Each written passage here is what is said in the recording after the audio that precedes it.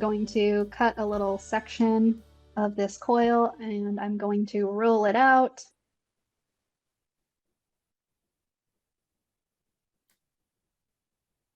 Kind of tapering it so it's thinner in the middle, thicker at the ends.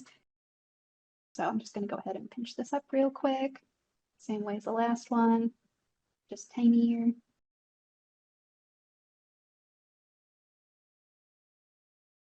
Okay, so now that that's kind of mostly pinched into shape, but still could use some pinching, that's where I like to move on to the next step. So I'm actually going to take the thick ends and I'm going to twist this around and blend these ends together. So I'm basically going to have a little loop that is thicker to thinner, kind of working its way around. So I'm going to try to make that look fairly seamless here, maintaining the edges that I had created.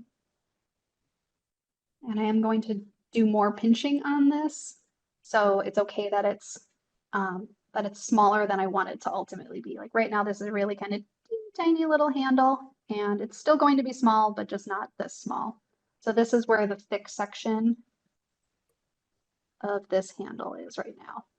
And that thick spot, I'm going to kind of ovoid this shape a little bit so that the thick spot is kind of off to one side just a little bit. And then I'm going to gently push that thicker spot down into the table to create just a little flat spot. And then I'll set that aside for a minute.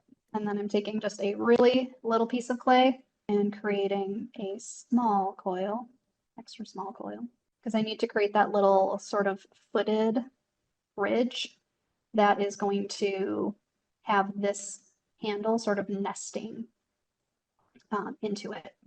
I'm cutting this little loop down, this little skinny coil, to be the size that I will need it to create that little extra foot. So I've just got this little loop of clay that I'm going to attach to the bottom of this handle. To start, I'm just placing it here and then gently connecting the two pieces of clay by dragging my finger across the middle here. You can see that's smoothed out. It is a little bit of a cup shape, and that's perfect. Like that's all that I need that to be.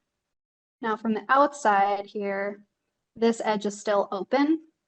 I haven't blended this at all where these two pieces of clay touch. And I'm going to use the same rubber tip tool that I did in that previous step on the body of the mug to just create a nice clean seam that is connected. So I'm taking my finger and just gently pushing that down into my banding wheel and creating just a really soft slope. And I'm using that same little wooden knife tool and I'm undercutting this tiny handle. And usually this piece, I can just kind of push it off. It's usually not stuck down super tight, but if I need to, I can wire tool and cut that off. And then I can gently press that around. So usually I check for where my signature is. If I have this little drainage hole placed for the dishwasher, usually try to make sure that is right below where my handle is going to go. And I just score really well. Usually with this one, I score a little bit wider than I'm guessing it needs to be scored because I can smooth that out a little bit with that rubber tip tool if I need to. I just want to make sure that this is attached really nicely. And then my little handle here, I like to place it just on this edge, kind of moving up from the sharp edge.